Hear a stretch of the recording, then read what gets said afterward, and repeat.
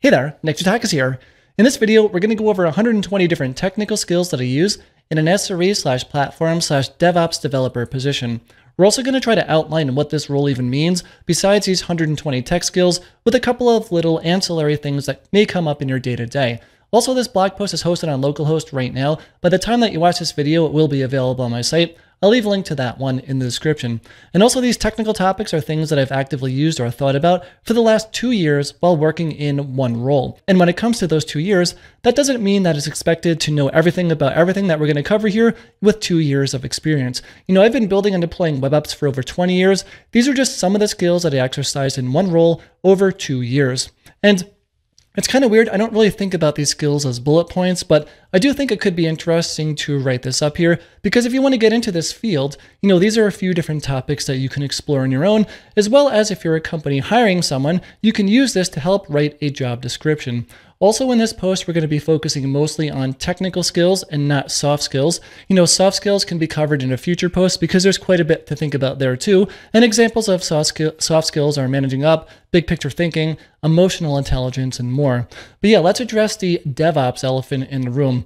Yes, I also don't like the term DevOps developer or DevOps engineer, or even worse, DevOps as a role type. That always reminds me of that Ralph Wiggum character from The Simpsons where it's like, I am a DevOps, or something like that, right? Because in my mind, DevOps is a business-wide philosophy, but I do think folks use this term to describe a very real combination of technical skills. Perhaps that could be something like a DevOps engineer. Now, in my mind, that boils down to someone who likes infrastructure and most things related to an SRE, which is site reliability engineer or platform role, but also has a lot of experience building web applications. Topics like web servers, databases, caching, background workers, and other stuff come into play here, right? In my opinion, this really unlocks a whole category of ways that you can provide business value.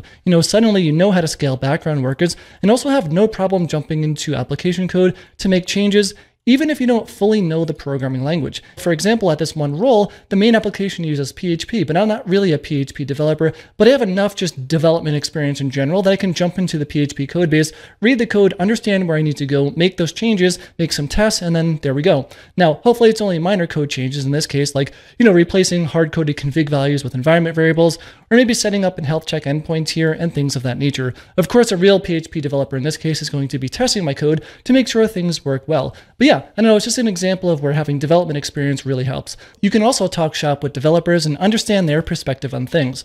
For bigger code changes, such as uploading files to S3 instead of a local file storage, maybe you're moving to Kubernetes, you can write tickets in enough detail to help developers think about edge cases and other concerns. Also, I found in practice that a lot of developers don't think about, or really more commonly aren't that interested in what happens to their code after it's running in production. But if you do have experience building and deploying web apps, you can actually help level up everyone, yourself included, by sharing knowledge and applying examples directly to your organization's apps. This can really move the ball forward on building more resilient, stable, and scalable applications. I think there's a lot of value in having this combo of experience.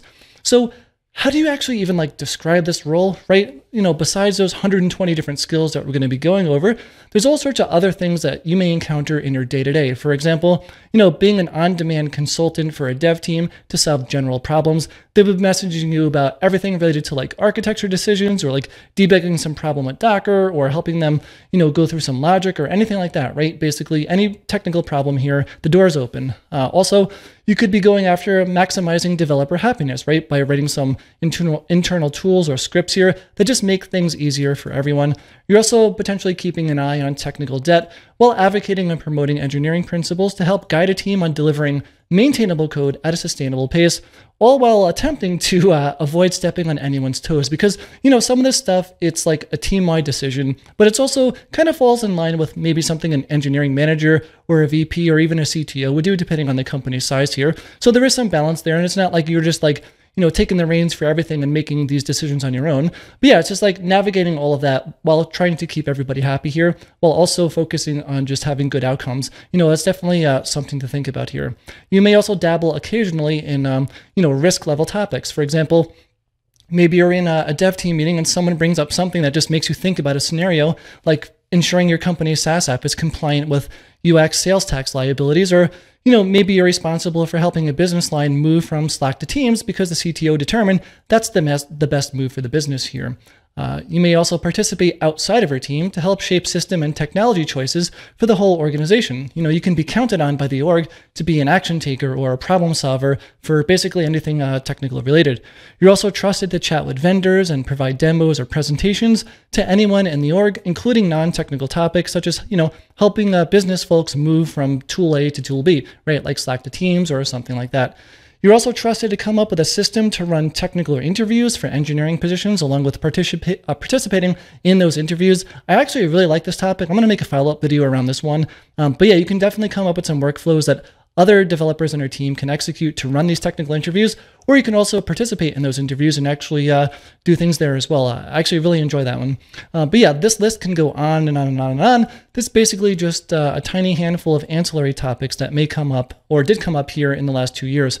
I wanted to include them because besides solving pure technical problems like writing a script or modifying a Kubernetes config or, doing some Terraform thing or something else, these are things that will, or at least in my case, did come up in my day-to-day. But the role is kind of weird, right? It's sort of like this jack of all trades, but it's like tech focused. But instead of being a master of none, you sort of kind of have enough knowledge and enough related things that you can just cross like a whole bunch of different wires internally in your mind here to provide solutions to a wide range of problems. Now, in the one role here, the title that officially was given was LORE, which is a Lead Operations and Reliability Engineer. It was solely picked due to the acronym sounding cool. It also has a little fun Easter egg related to Star Trek: The Next Generation, which is one of my favorite TV series here. But by the way, if anybody who knows who Lore is from TNG, I absolutely don't think of myself that way, but it is like a fun little aside there. And honestly, I just like keeping notes, and it provided me personal joy in naming my work directory Lore because the definition of lore itself as a word it's related to storing knowledge about a subject. That was basically it here. But yeah, I'd be curious to hear what you think. Like, how would you describe this type of role? Because it's kind of funny just having like your official title to be like platform / SRE / like DevOps developer with DevOps in air quotes or something. Like, there's got to be a better way to describe like this set of tasks here.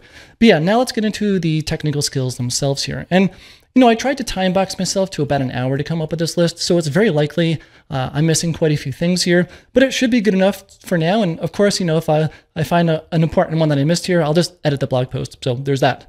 I also tried to keep this at a high level. For example, the first item in the list here, which is AWS. If you happen to know what AWS is, this whole entire blog post of 120 things could have been all sorts of different AWS stuff, but no, in this case, it's only one line item. I didn't bother putting things like S3 or object storage as separate items, but you can see here, I did add a little bit of details about all of these, and that's what we're going to go over in this video here. I'll try to color up some of these descriptions to be have more concrete examples when I can, but at the same time, this is going to be a long video. I'm almost 10 minutes into it and we haven't started. I would imagine there's going to be another like half an hour or 45 minutes easy to go over the next 120 things. So yeah, let's get cracking here. And this list is alphabetized, although when I did run it through a sort program, it put things in capitals at the very top here. That's why AWS is above Argo CD. So yeah, let's just start with AWS. And in this case, it's going to be focused on a couple of different resources that you can use to host web apps, although AWS itself is not limited to just web applications. And also personally, I do prefer using DigitalOcean, but this is stuff that I've just worked on in a role for the last 2 years here. And,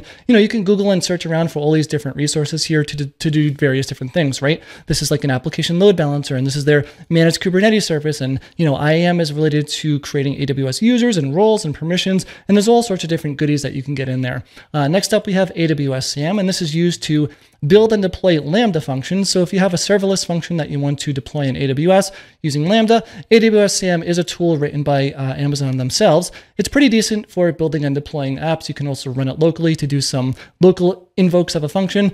It's could be better, but it's not too bad. But yeah, some experience with that one. Then there's this general idea of just access control, right? Like who can access what across different multiple apps and different resources. A resource in this case could be something as simple as like a Git repo that's hosted on Bitbucket or, GitHub or GitLab or somewhere else here. Then there's access control on things like services and various different tools. It's just good to know a little bit about that in, a general concept here. Then we have Ansible, which is configuring your servers in an automated way. I do have a separate line item down here somewhere for configuration management and infrastructure as code. So Ansible is basically a tool that you can run against a server to install and configure tools of your choice. For example, if you want to set up a user on your system, maybe you want to configure SSH or set up a firewall, you can use Ansible to install and configure all of these things. So it's kind of nice, right? Instead of executing those things by hand or making documentation or a little shell script, Ansible has a lot of nice abstractions to make that pretty easy to do in a repeatable way. Next up, we have Apache here, which is a web server. Perhaps your org is already using it before you got there. But again, I'm not trying to cast any shade on Apache. I prefer using Nginx, but yeah, it's here. It's useful to know at least the basics of that.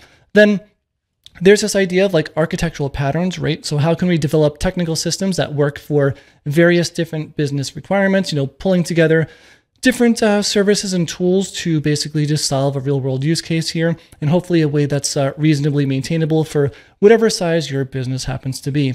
After that, we have Argo CD here, which helps you deploy Kubernetes apps by converging the state of a Git repo to your cluster. I'm a really big fan of using Argo CD. I think it's a great tool and it's super nice. The idea here is you can install Argo CD inside of your Kubernetes cluster. You can also create a separate Git repo. Maybe you can name it infrastructure, whatever you'd like. And all of your Kubernetes configs for all the applications that you're deploying in your cluster, those can exist in a specific folder in the infrastructure repo. You can point Argo CD applications for each app that you have to specific directories in that repo. And anytime you change something, let's say you're releasing a new version of your code, you can just have that Docker tag version get changed in the config. And then Argo CD is going to be like, oh, cool. I see that you want to deploy a new version of your app. Let me go and actually deploy that to Kubernetes. There's all sorts of great stuff around this. I can spend an hour talking about that alone, but I'm going to leave it for here. Feel free to research that one on your own. Then there's this idea of just automation, right? Taking any manual task and automating it with different tools, services, whatever you need to do. And there really is an interesting takeaway here too. So imagine you're talking with someone who isn't a developer and they have some problem that they're not even aware that can be automated with tools. These are the best ones where, someone may just describe potentially you're shadowing them just in your day-to-day. And, they have this issue where they have a really big PDF file with 800 bits of information around company names and addresses and email addresses and phone numbers and stuff like that. And they just want to get a unique sorted list of all the different email addresses that existed in that PDF file. You can imagine trying to do that by hand, opening up a PDF side by side with a text editor and just putting in those emails manually and then sorting them by hand. Man, or maybe someone who might be a little bit of an Excel wizard could auto sort that or whatever, but that's a pretty big task to do manually and super tedious and annoying. But really, you can use tools to help automate this type of thing, right? You can use something like AWS Textract, upload your PDF there, convert that all to text format, and then just use a couple of different command line tools to parse it out, sort it, and then boom, you're done. That's literally one of the things that I've done. And it took less than 10 minutes to provide that solution end to end. And it also verified all the emails were there as well. So it's pretty nice to do this type of thing around just automation in general. Then after that, we have backend development here. This is creating the server-side component of a web app. Depending on what your role, you might be doing some programming, maybe not when it comes to application code, but this can also be internal tools, right? Maybe you're making an internal tool for something, and having some backend programming experience will really help you there. Next up, we have background job processing. This is the idea of executing tasks outside of the request response cycle. For example, if you have a really expensive task that you need to execute, and it may take either 500 milliseconds or 50 seconds, and you're not really sure how long it's going to take, then having that execute outside the request response cycle is really nice because now your web server isn't going to be occupied for a couple of minutes or however long it takes. And it just makes the user experience better, makes your application a little bit more scalable. A lot of web frameworks and programming languages have solutions for this, such as Celery with Python and Sidekick with Ruby. So next up, we have Bash and shell scripting, and this is just writing scripts to solve ad hoc business tasks.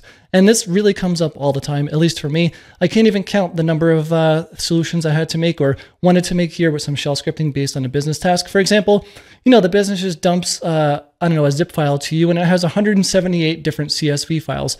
And they're like, well, we have the CSV dump. Can you just import those into a database? Now, it's kind of interesting because the CSV just has a whole bunch of different columns and a whole bunch of rows in there, but there's nothing around what type of data actually exists in those columns and rows, right? For example, is it a date time? Is it a varchar? Is it a Boolean? Is it something else? Does this thing need an index? Is that a foreign key? But you can write a little bit of shell scripting to parse that, convert that into valid create table SQL commands that you can do. You can, load it in from a CSV file and 50 lines of code later, you have a solution where it's fully automated and pretty reasonably accurate. Someone else can go in there by hand to tweak a couple of things as needed.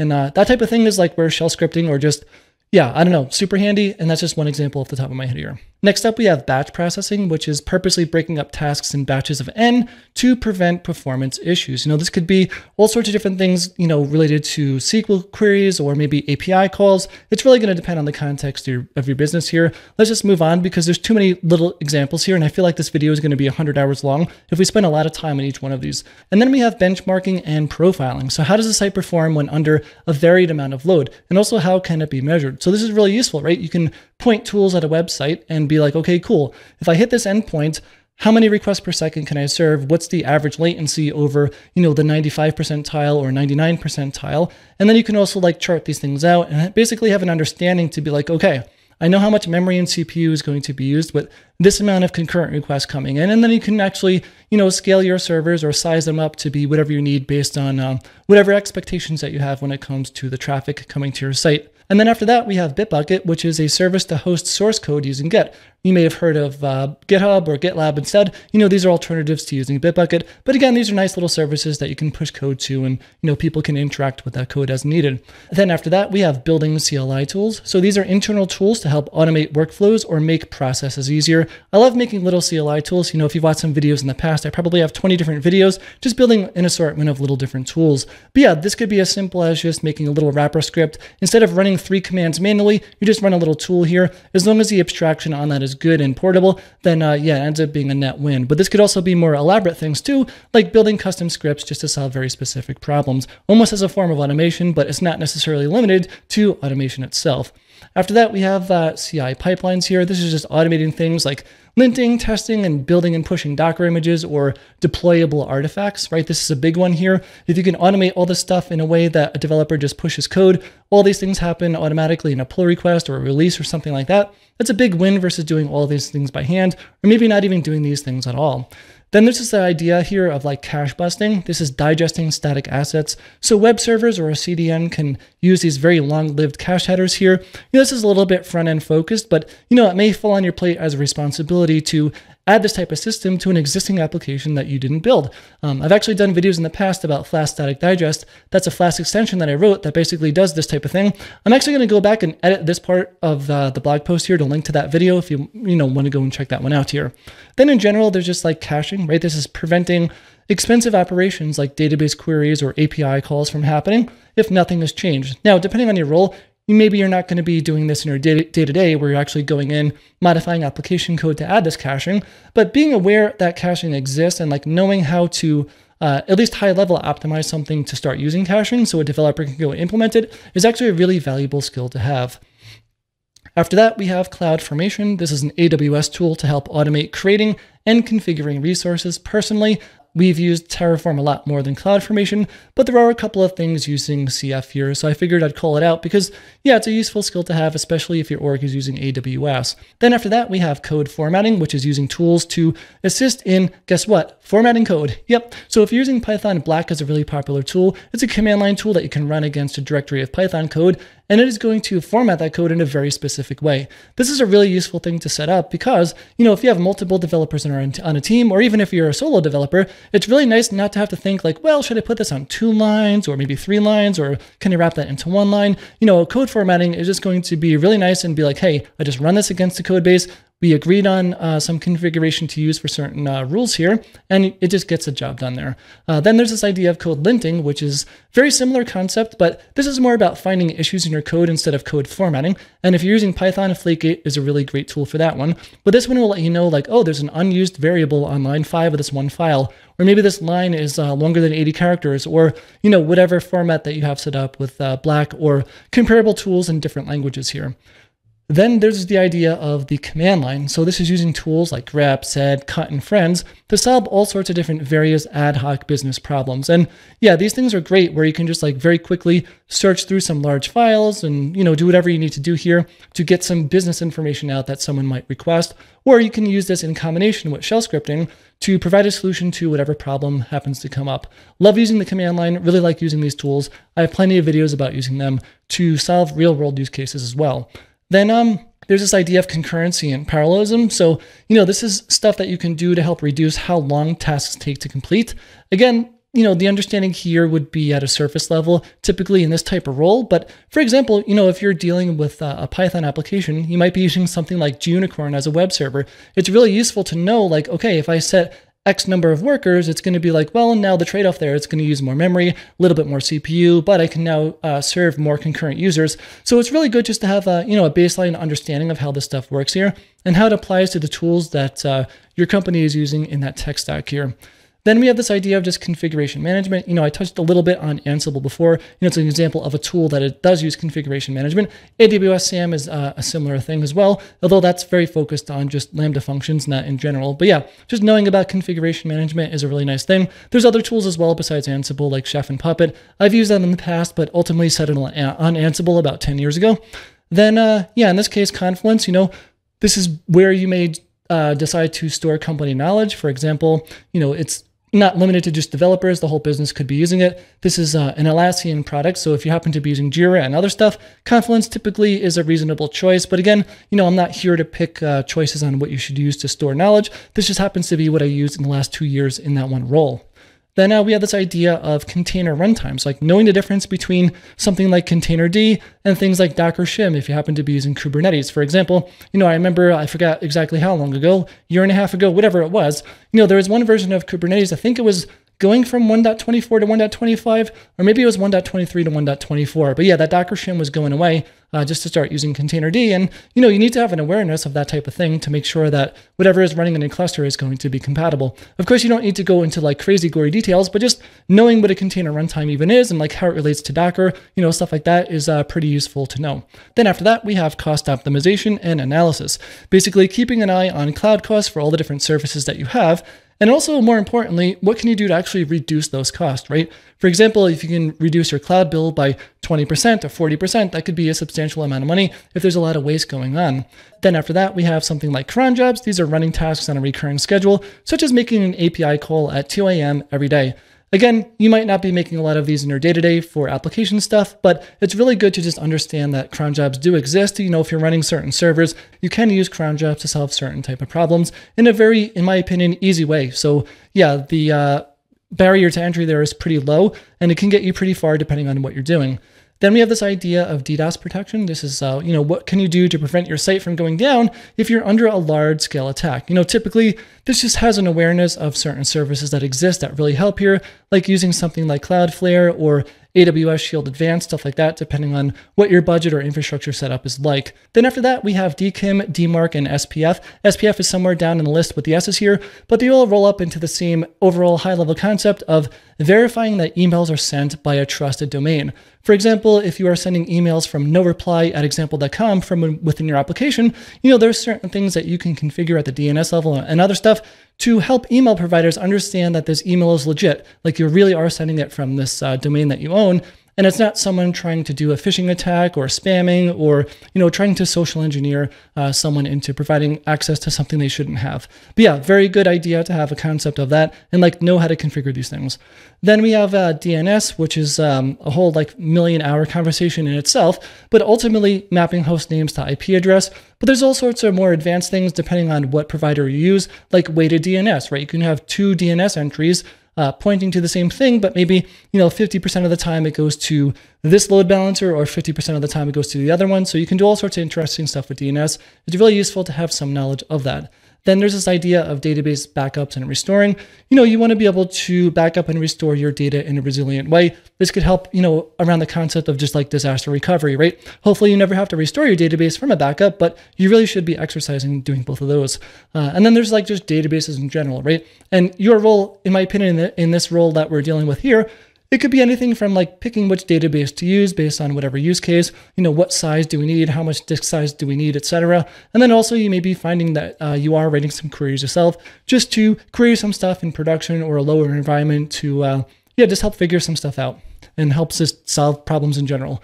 Then after that, we have Datadog. This is a service to help collect, view, and alert on logs and metrics. Logging and metrics are pretty important just to get some visibility into your application here. This is one of many different tools to do that. Then we have debugging, which is, when something isn't working, how do you actually find the root cause? So oftentimes, this is taking a step back, taking a deep breath and figuring out okay, this thing isn't working. let me look at the stack trace, or, if it happens to be a programming problem, and just unwinding that a little bit, one step at a time here, to figure out actually what is causing the problem. You may need to look at some source code, some documentation, you may need to Google some stuff, but yeah, it's definitely a skill to hone. Then after that, we have Docker, which is running a process in isolation and gaining cross-OS portability. For example, you can build a Docker image and you can run it on native Linux, or you can have something like Docker Desktop running on Windows and Mac OS, and you can have some confidence here that your application is going to run the same on all those different environments. I've done a lot of videos about Docker in the past, and I really do enjoy using it.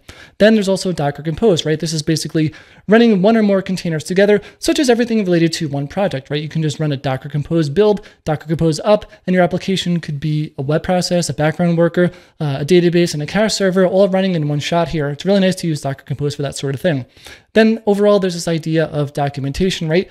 This is explaining how to use something and hopefully also cover the why. I actually really do like writing documentation a lot, and it will come up a lot in a job too, if you're writing Jira tickets or Confluence docs or anything like that. So I do suggest getting a lot of experience writing in concise, informative ways, but also, add your own personal flavor to it as well if you feel compelled.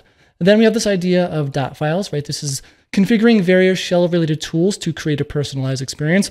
I do have my own dot files repo. I'll leave a link to that one in the description. I'll probably also link one of these words to my repo as well.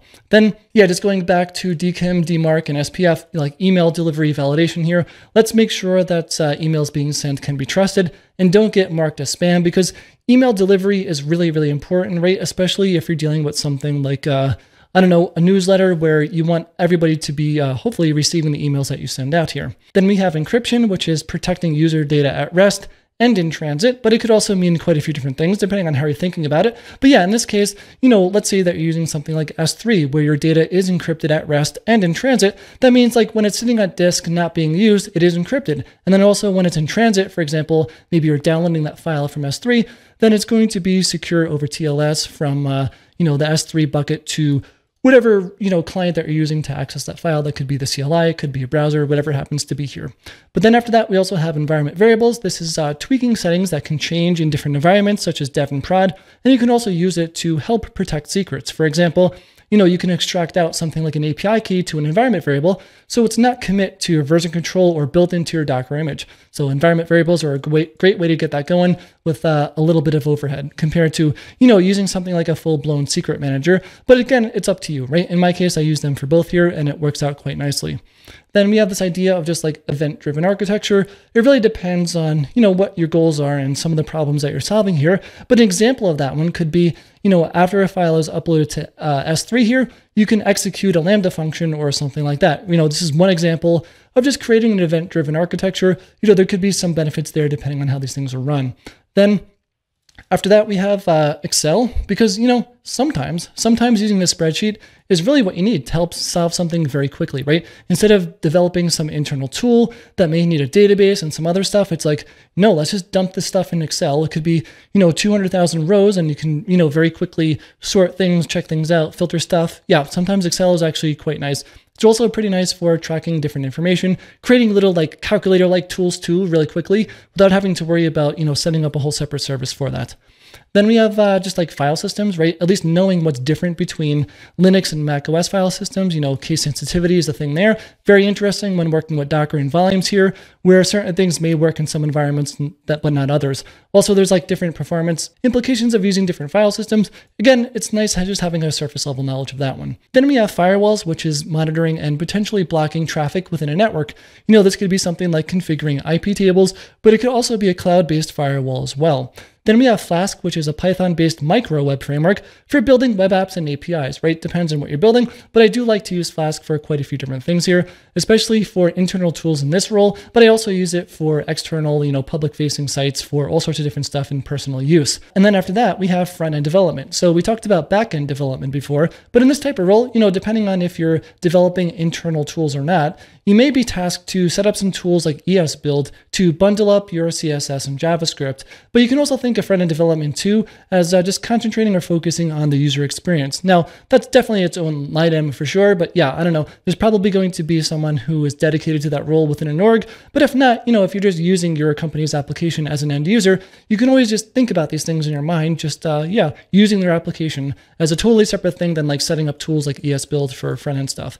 Then we have this idea of full text search. This is a method to effectively search for strings and phrases within a database. If you're using something like Postgres, it has really good built-in full text search in my opinion, but of course you can always reach out and use something like Elasticsearch instead, or other tools as well.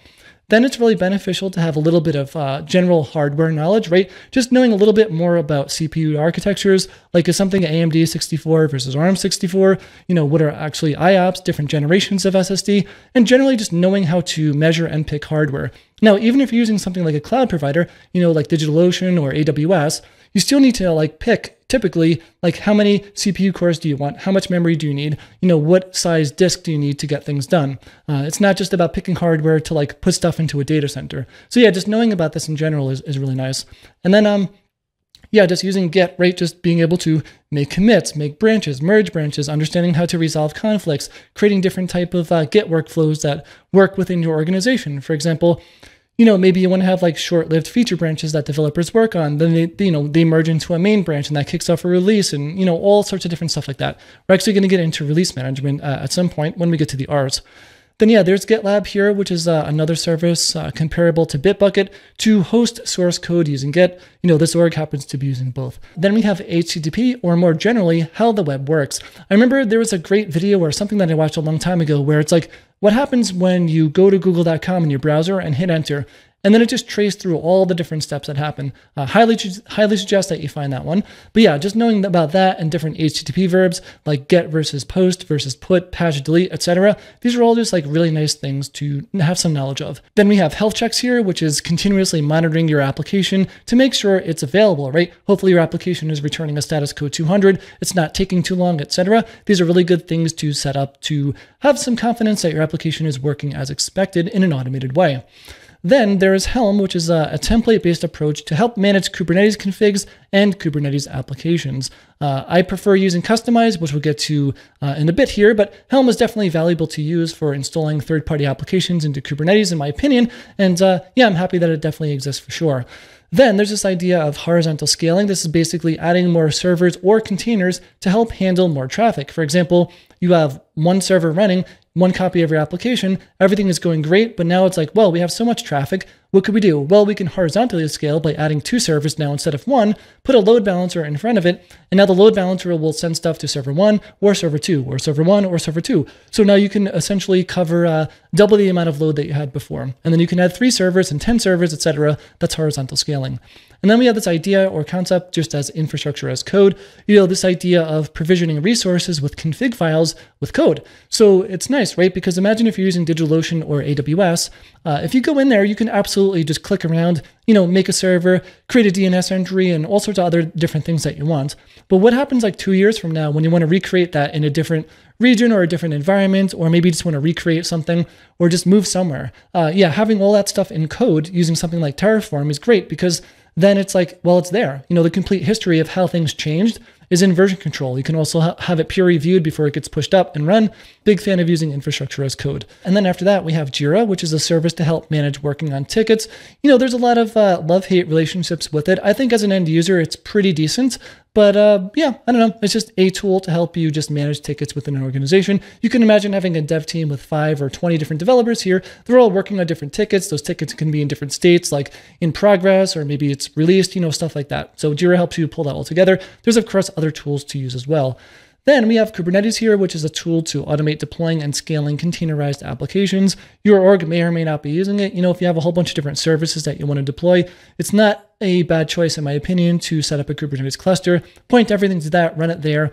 Yeah, this video could be forever if we go into more details there. But again, I do want to just say that it is a tool to use. It's not the tool to use, right? I've deployed things on one server with Docker Compose for a really long time, and it works really, really well. And I would only personally reach for using Kubernetes when you actually have to use it here. Then after that, we have Kustomize, which is not comparable to Helm, but like in the same eco universe, I suppose. So instead of using a templates-based approach, it's more of like a patch-based approach to help manage Kubernetes configs and applications. It works really nice with this GitOps philosophy as well, and meshes really nicely with Argo CD. Then we have just Linux in general, right? Being proficient in using whatever Linux distro that you prefer. I happen to like using Debian and Ubuntu, etc. But there's other distros there too. But yeah, just knowing your way around the file system, where config files are typically located, some commands to run to look at things like, how much disk space is left on the drive, or maybe you need to, mount a drive somewhere. So yeah, just being proficient and knowing what to look up here is very, very useful. Then we have load balancing, which is a way to distribute traffic across resources. This could be done randomly or with a round robin type of style. For example, we talked a little bit about this before, horizontal scaling. You can have a load balancer in front of two servers. If the traffic goes to server A, then B, then A, then B, that's a round robin style. But maybe you have random instead, where you could end up with like AAA or ABBA. It really depends on what you get randomly. Then there's this idea of load testing, which is a little bit similar to benchmarking and profiling here. There's different tools that you can use. I like using Work, WRK. There's a link here. And yeah, it's just a really nice way to be like, okay, if I go to this URL with this many concurrent users and, you can set up these different config values for it or different custom workflows, it will actually give you like, here's how many requests per second your application can handle. Here's the latency for different, P95, P99, etc. It's really nice just to test the limitation of your application here. Then after that, we have logging, which is kind of funny. It's like, well, you got to figure out what to log, but more importantly, it's almost like what not to log here, because if you log everything, there's going to be a little bit harder to find the information that you want, but there could also be some pretty big cost issues there as well. It's also really useful just getting familiar with the command line to learn how to parse logs here, in case you're not using a managed service like Datadog. But yeah, Datadog can be very expensive if you don't have good control over the logging that you have. For example, if you're using Datadog and Kubernetes and you have Datadog collecting all of the Kubernetes API logs, there's going to be a lot of logs there. So you may want to disable that if you want to save some cost. So yeah, after that, we have Markdown. That's a lightweight text formatting to help write documentation and create notes. So, if you're using something like Bitbucket or GitHub or GitLab, the README files there are typically written in Markdown, although they don't have to be. But yeah, it's a really nice little lightweight format that most developers can pick up really quickly. Then we have this idea of MFA or 2FA, two-factor auth or multi-factor authentication. These are just an added level of protection around securing access to an account, right? You can use a third-party application like Google Authenticator. There's YubiKeys, there's like text messages with a PIN number that you might receive. These are all reasonable things to have a surface level awareness of to help set things up for different developers as needed for certain things. Like you may want to set up 2FA within an AWS account as like a mandatory thing for all your accounts, but it's also not limited to that as well, right? It could be done at the application level too. Then we have Memcached, which is the tool to cache information here. We talked a little bit about caching before, but yeah, you can use something like Memcached or Redis to cache information. It's really nice. You can just store your information there, have it expire potentially over time, etc., etc. Then we have microservices, which is a strategy to help organize and break up an application. I did put here in parentheses, it's not a silver bullet. In my opinion, this is something that you reach for or maybe potentially get to for certain scenarios, but I wouldn't just start with a microservices architecture from day one. Then we have monitoring and alerting, right? If something goes wrong, how can you actually get notified that it goes wrong? If you use a tool like Datadog, you can, get some insights from there, but that's not the only tool that you can use for this type of thing. Then we have multiple deployment environments. For example, maybe every PR that you create has its own isolated environment, or maybe you have a shared staging environment. Then you have production. You may also have something like a demo environment too. But in any case, it would be good to have a surface level or a concrete example of how your application can be deployed to multiple environments. What are some workflows that you can do to help escalate things? Like, for example, if something needs to go out to production right now, is it possible to like skip the staging environment just to get it out faster? These are some stuff that you may want to think through. Then after that, we have Nginx, which is a nice little Swiss Army knife to be a web server, reverse proxy, load balancer. You can deal with TLS termination there with your SSL certificates. You can do redirects and a whole lot more. So I really like Nginx. I still use it day to day, and it is a nice tool.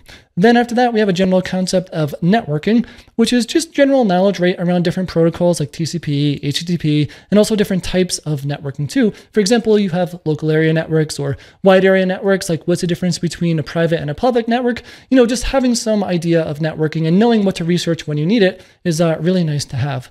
Then there's this idea of open API specification. This is around documenting your APIs. After that, we have operating systems, which is, knowing your way around Windows, Mac OS, and Linux, right? If you're going to be helping developers solve some problems, and you happen to be using native Linux and they're using Mac OS, or maybe someone else is using Windows with WSL, it's really nice just to know, certain characteristics about every operating system that your organization uses, so you can help resolve some of those problems here. And this, of course, hopefully would be separate than IT problems. If their machine isn't working entirely or something is really broken, then, that's probably something IT should do. But if they have a problem running Docker or something like that, and, it's not working the way it does in macOS versus WSL or something like that, these are things you can maybe help on. Then there's this idea of just POSIX compliance here. This is related to shell scripts, right? If you need maximum compatibility across multiple devices and operating systems and versions and whatever, then, you need to be able to know how to achieve this by modifying your shell scripts to be POSIX compliant. Maybe you're not using some modern features of certain things. Then we have package managers here, right? This is knowing how to use and configure tools like apt or brew or, whatever operating systems that your organization uses. But again, it's really nice to know how to configure this stuff too, not even from the client side, like your development machine, but, on a server too, right? You want to be able to, set up unattended upgrades with apt and other stuff as well. Then there's this idea of patch management, which is keeping your servers up to date and your application's dependencies up to date as well. Maybe this is a compliance requirement from your security or risk team.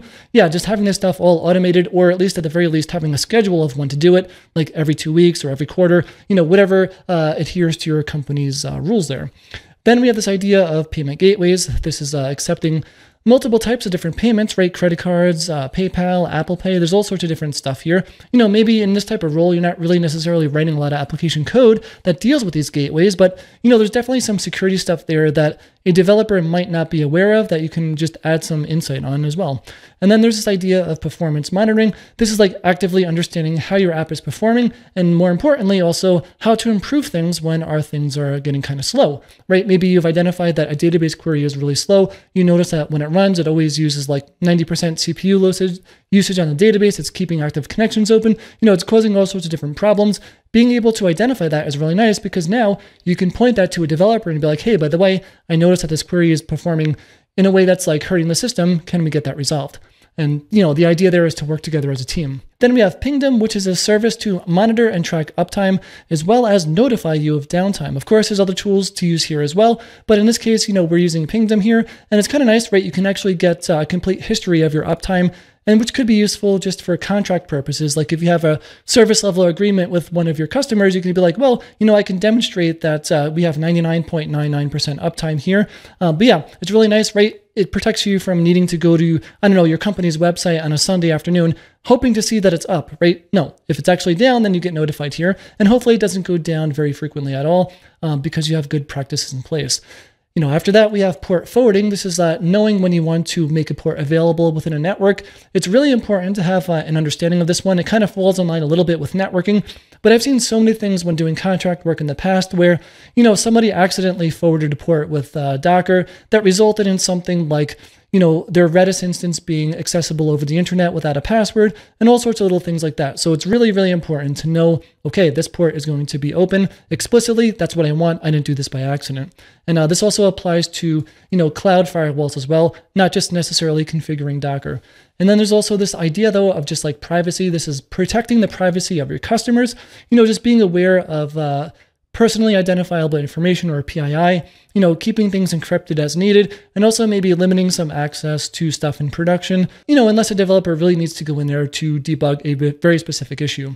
Then after that, we have process management, which is really nice to have an understanding of systemd. And if you happen to be using Docker and Kubernetes, they have their own mechanisms here for configuring what a process can do. It's not just about uptime here too. You can set some limits on a container or a process to do very specific things, or only have access to, certain areas of a file system. Maybe it needs to run as a very specific user and not a root user. You can also limit memory and CPU to some degree. Personally, with Kubernetes, that's a little bit of a sketchy area to put hard limits on that stuff, but there's all sorts of different knobs to tune here, and knowing what they are is actually very nice to know. Then after that, we have proxies, which is passing traffic through a server, but this also includes reverse proxies such as Nginx. This is a really common setup where you might have your application running on a server, and then Nginx is sitting in front of that one. And, let's just ignore things like DNS and load balancers. But let's say, some traffic comes in from the internet, and Nginx is going to be the point that gets hit first. And then Nginx is going to be like, okay, cool. If this is a static file, I'm going to serve that directly. But if it's a dynamic request that needs to go to your application's backend, this could be a Flask app or a Rails app, then, Nginx can direct that request to your backend. So it's acting in that case as like a reverse proxy.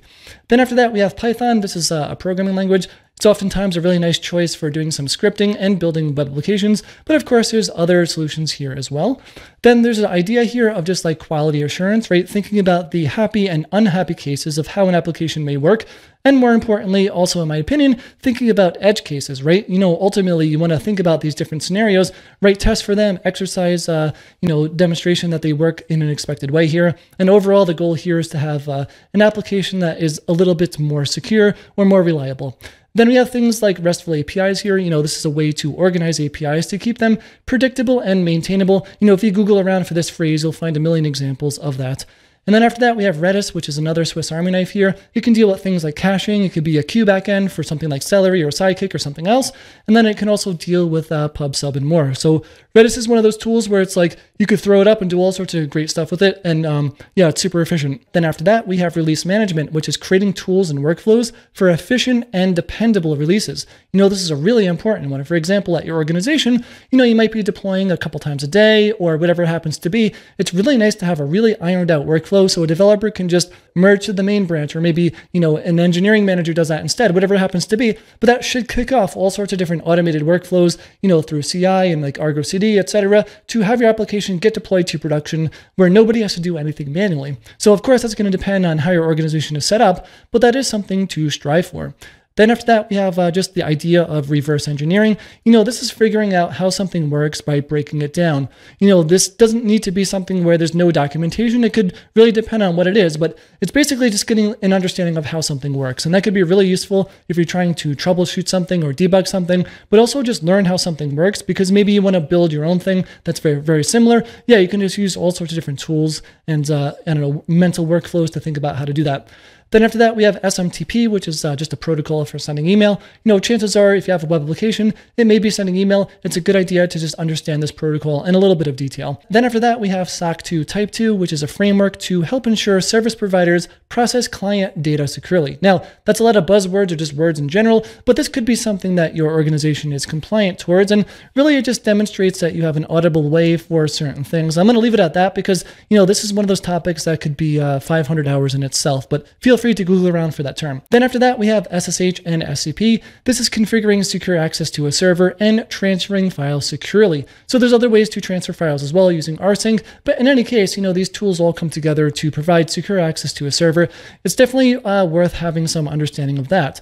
Then there's a concept of single sign-on, SSO. This includes setting things up like social logins, but it could also be org-wide SSO, potentially using a tool but not limited to Okta. After that, we have sanitizing PII, right? Personal identifiable information. This is protecting customer data by potentially redacting it in non-production environments. You can sanitize this data in a number of different ways, or maybe you can seed some fake data. There's all sorts of different strategies you can take here to protect your customer data.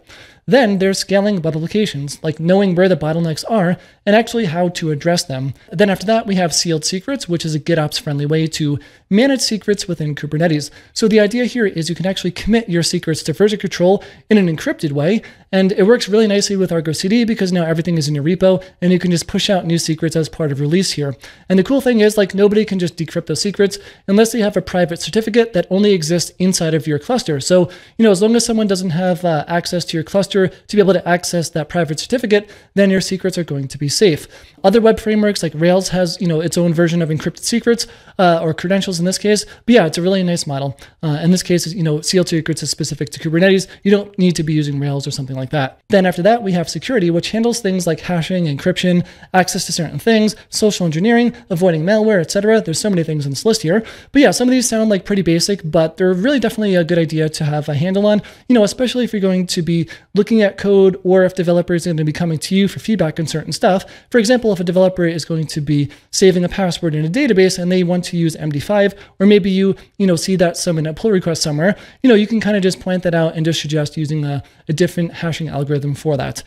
Then after that, we have signal processing, right? This is something like graceful shutdowns, knowing the difference between a sig kill and a sig term. These are all different things that you can do to create applications that are a little bit more resilient to failure, and like just understanding how these things work in general. After that, we also have Sneak here, which is a service to scan your apps and infrastructure for security vulnerabilities, right? It can look at your, base Docker image, all of your application dependencies, and even your application code to be like, hey, by the way, we looked at your code and there's like a cross-site scripting vulnerability on line 8 of this one file. So it can do stuff like that just to notify you of things.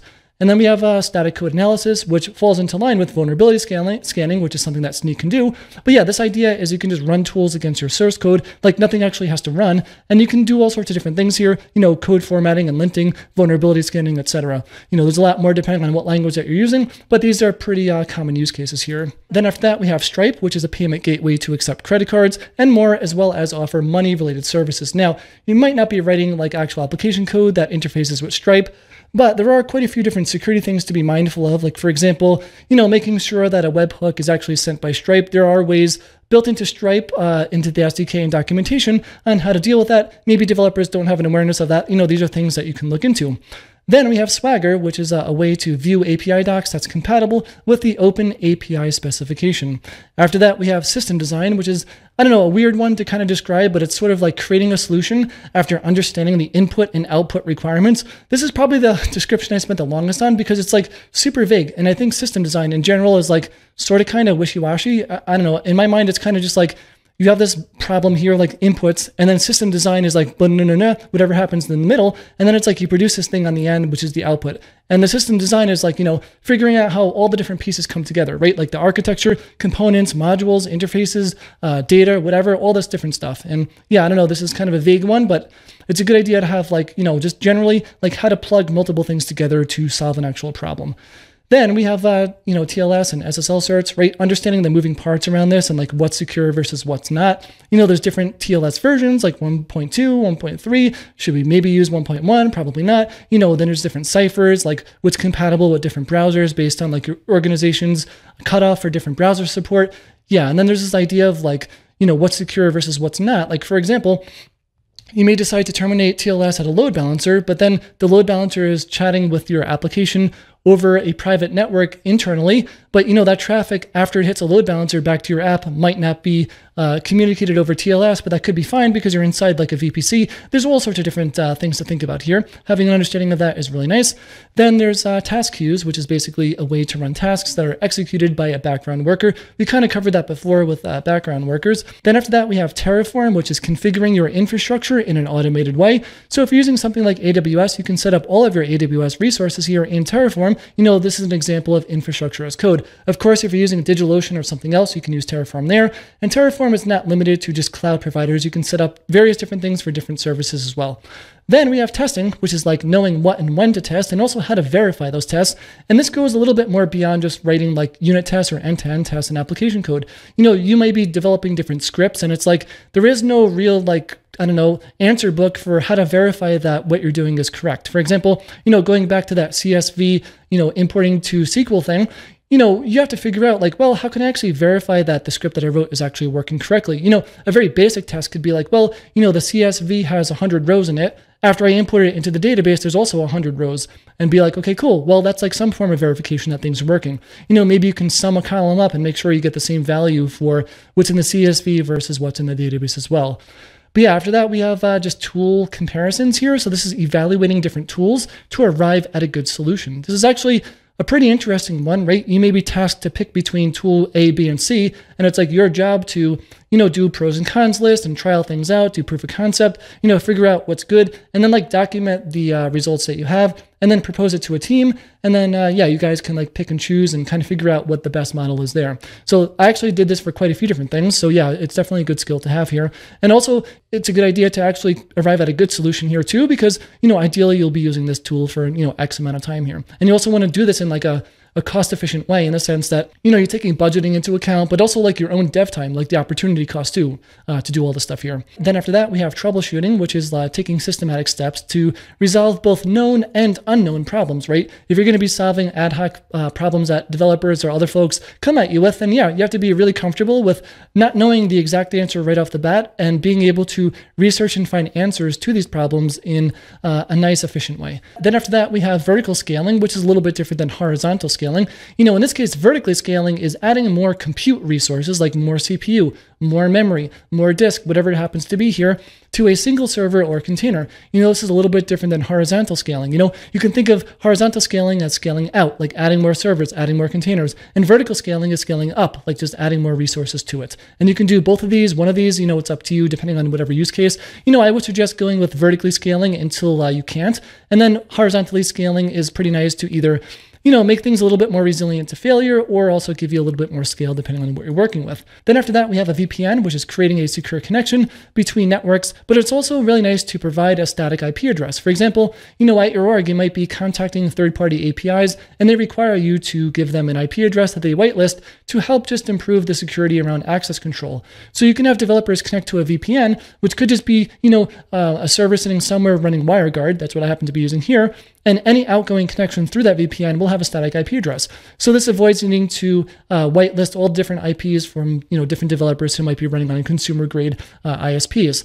And then also we have a VPS here. This is basically a virtual private server, and these are isolated environments to run whatever operating system you want that's supported by whatever provider you're running this on. For example, you could be running Debian or Ubuntu on DigitalOcean or whatever. That would be considered a VPS here. And then we have VS Code. So this is a really popular code editor. I actually don't use it personally, but quite a few folks on your dev team might. So it is worth knowing at least how to configure certain extensions, right? Maybe somebody is using Windows with WSL. Like how do you get Visual Studio Code to work nicely with that? Maybe also configure remote containers with Docker and things like this.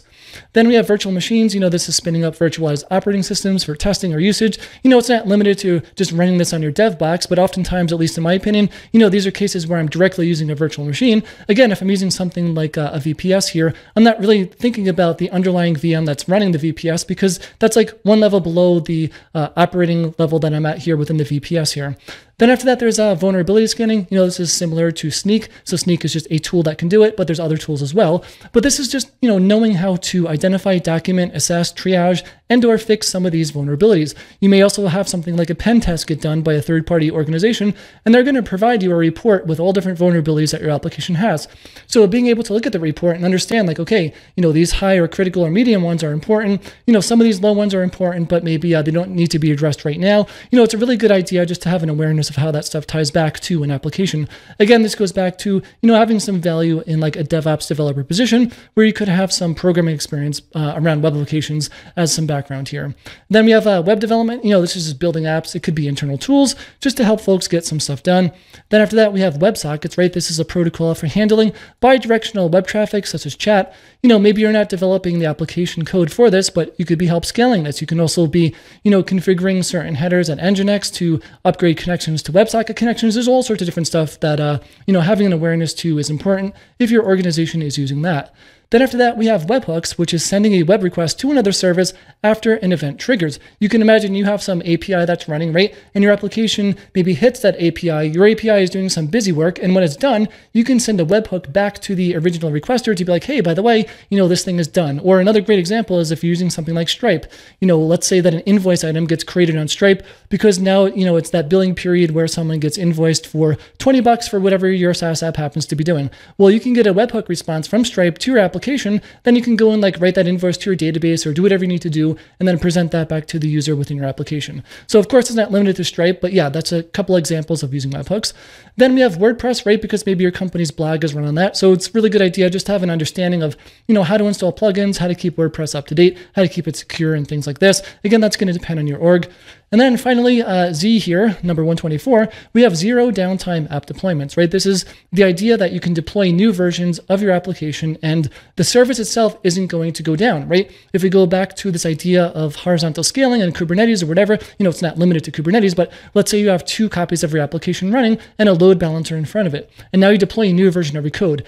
Well, you can do a rolling update where basically one of those servers goes down at a time. So you always have at least one copy of your application running, like the old one, and the new one at the the same time until the other server gets updated to the new one. And there you go. You can do a zero time downtime deployment. Now, I said there you go as if it's easy, but yeah, depending on what you're doing, there's a little bit of legwork and some stuff to think about there. But of course, you can always Google around for more in-depth solutions there. So yeah, that's all the tech skills that I remember working on in the last 2 years. And if anyone is hiring, I am available to hire. With that said, I'd love to hear some of the skills that you've worked on in similar roles. Also, if anyone has any questions about any of these skills here, I'll do my best to answer them in the comments below. If you like the video, please give it a thumbs up because it really does help a lot. Thanks a lot for watching, and I'll see you in the next video.